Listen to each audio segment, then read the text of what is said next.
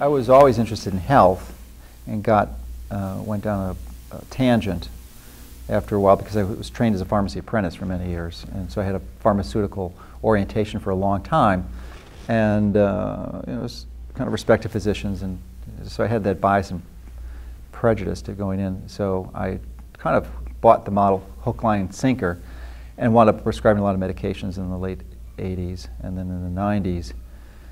Was always seeking to get people healthy and understanding the truth. Applying the model that I talked about earlier, and wound up taking care of a patient with yeast syndrome, and studied Dr. William Crook's material, and then looked at the resources, and actually the person got better applying this. I actually applied his material 7-8 years earlier when I first graduated or finished my residency program, and failed miserably because I wasn't integrating the diet. Even though I believed in diet, I didn't think it was necessary. I was just using the drugs, and the drugs failed. So when I applied his program, it worked. Inspired me to contact some of the other physicians he listed in his book that were local, and then I started realizing there were other medical doctors, went to med school, and actually had this orientation. I thought I was a lone ranger, and that was sort of an epiphany to realize that even though there was clearly a minority, well under 1% of the physician population, there were other physicians out there who felt similarly to me and were far further along the path than I was. So I started attending many of the trainings, and really the postgraduate trainings, and going to weekend seminars, and that really is a strategy that many of us took back then. Now there's more formalized programs, but then I really started understanding it, applying to my own practice, and using my practice as a test bed for these, interventions, and seeing the results of people improve, and it just inspired me to do more. And that's when I started to share my information on the internet, and one thing led to another, and before you know it, I'm doing more research and just stopping seeing patients and just spreading the research. Century, when there was a transition away from natural medicine, primarily homeopathy at that time, and this movement by the American Medical Association and the fledgling at that time drug companies, and their support of that, and actually the way that the AMA at that time was able to endorse the companies if they took out ads in their journal. And that just perpetuated, and to the point where they actually are now, as collectively, earning probably hundreds of billions of dollars, and a really major, powerful influence, and really are able to finance some of the most brilliant marketing minds in the world that ever existed, and really use pretty sophisticated psychological tools and techniques that even most physicians, in my estimate, over 95, perhaps over 98% of physicians fail to understand what's going on, because the whole system is really controlled from the moment, even before they enter medical school, from just the way it's set up, and funding the studies, and blackballing scientists who object, and really not publishing studies that really show the opposite, and hiring and influencing physicians who are in large positions of authority and assigned to government positions where they're able to make recommendations to public health bodies, so that these things these recommendations get really embodied in the law or recommended from the other health experts. So it's really standard of care, and then really you're challenged as a dissenting physician to go against those recommendations.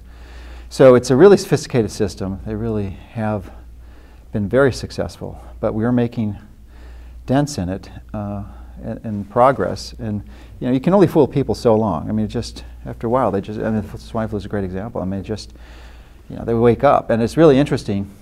The traditional media now, I just saw a CNN article that was highlighting one of the vaccine failures, because I think it was a few children had died from whooping cough, and they were ascribing it to these parents not adopting the recommendations, when if you look at it carefully, it's absolutely not the case, because many of the kids who got it actually were vaccinated, and it's not a justification for vaccination in any way, shape, or form. But in that article, they point out that the wealthiest, most educated Caucasians are the segment of the population that's resisting this. And you just look at that for a while, what is the clue? I mean, really the most intelligent, sophisticated, wise people in the country as a group realize what's going on, but everyone else doesn't get it. But the media is somehow blaming them as just being ignorant. It's just shocking how they can even attempt to use that as an excuse to justify their recommendations. Yeah, that'll probably be the first victory, is really essentially rejecting GMOs in the United States, similarly to what they did in Europe about 10 years ago. So they may still exist, and it's like alcohol, it will not be illegal or banned, but people will understand and they will vote with their pocketbooks, and that vote is a very strong economic vote, which will motivate industry to abandon that as a viable solution. Because ultimately they're doing it from an economic perspective. I mean, it could be. I'm not really a conspiracy theorist for the most part, but you could state an argument that they're doing it to wipe out the population, and this is one of the methods they're doing.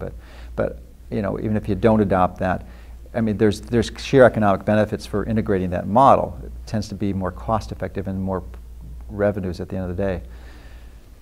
So, but I think we'll get it out of the United States, and I think we'll ultimately ban mercury from amalgams, which is another victory that should be around the corner, and fluoride should be removed from the United States. That's a big victory. That might take a few years, maybe 5 or 10, but I'm pretty sure we'll be successful. And probably the most challenging one will be vaccines.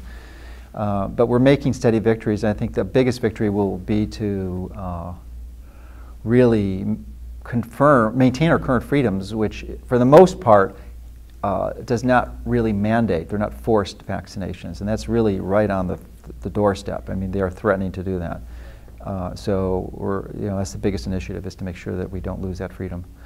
And then from there we'll start taking some more ground, but that's the first one. Yeah, so then that's the goal, and then ultimately, the final mission, which I'm sure we'll do. I have essentially almost all of the revenues that I generate through the website are in my estate planning donated to a foundation which is committed to making certain that the mission is achieved, which is changing the paradigm and improving the consciousness and allowing people to have the consciousness to understand that there's a difference, that they can choose natural lifestyles as alternative to dangerous drugs and surgery. So, and ultimately I think shifting the traditional model to that viewpoint, which is an even bigger and more ambitious goal, but I think we'll be successful ultimately, and probably in my lifespan, because I'm going to encourage them with simple messages, is to take control of their own health, to not rely and believe necessarily the media or their physician, which is a big leap because of the tradition and the cultural viewpoints. But if they can just be aware of that, and then to encourage them to do their own independent research. I mean, the Internet's an amazing place. I mean, I'd like to think that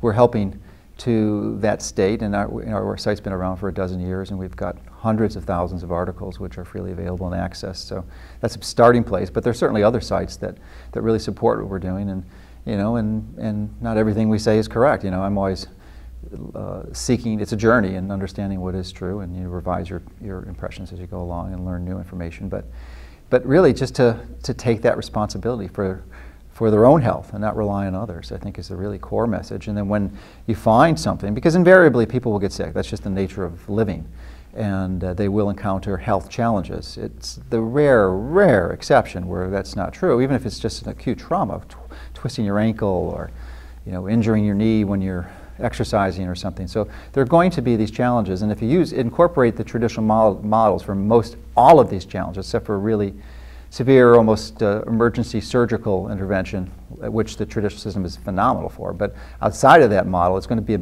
dismal failure. I mean, they may relieve pain and suffering, but at a cost, and the cost frequently results in death, if not very serious complications. So it's very clear, if you study the evidence, that hundreds of thousands of people in the United States alone are dying prematurely every year. And millions of others are suffering needlessly because of following that crazy model. So it's just a matter of inspiring a fraction of those, 5 to 10% of those people, to realize what's going on and to seek a higher level of consciousness about this. And then once that consciousness is achieved, that's tipping point, as Malcolm Gladwell calls it, then the culture will change and shift. It's kind of like the 100th monkey syndrome, and you don't have to have everyone understand it. So, and it's starting to happen, I think the perfect illustration was the swine flu vaccine. So we just need to do it in other areas and spread it. And we're making really good efforts, with mercury and amalgam vaccines, with GMOs, with fluoride in the water supply. So these are all issues that I think will pretty much be resolved within the next 5 years, certainly within the next 10, but some of them even within the next 2 years. But we were getting really close to having very significant victories in these areas. One of the central points that I open up many of my lectures with is that the truth normally in any field, certainly health, but in all fields, typically goes through 3 transitions. First, it's ridiculed, and then it's widely opposed, and then the third transition, which is the goal, is that it's widely accepted as self-evident. And we knew this all along.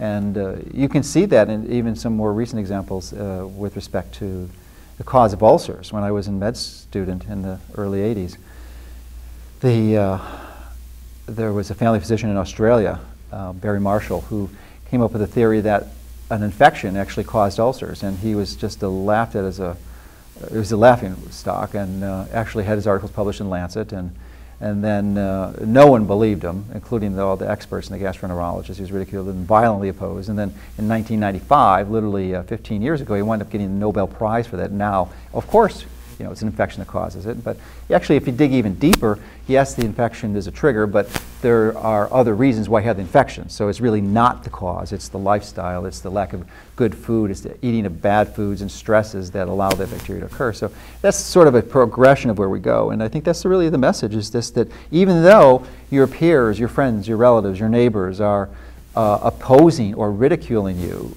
for something that you know from your research, your own gut, your own intuition, your own consciousness that is true, just hang in there. You know, it's going to change. It's going to change. And I've seen it happen in so many areas. You just have to hold your ground and not be swayed by public opinion, because public opinion is usually, invariably, and in nearly every single case, when you have a transition to a different paradigm, is always wrong. The majority is wrong. So you just have to do your homework and really seek out people who study this and carefully, and you know, be skeptical and study this, and then once you come to a conclusion, stick to your guns.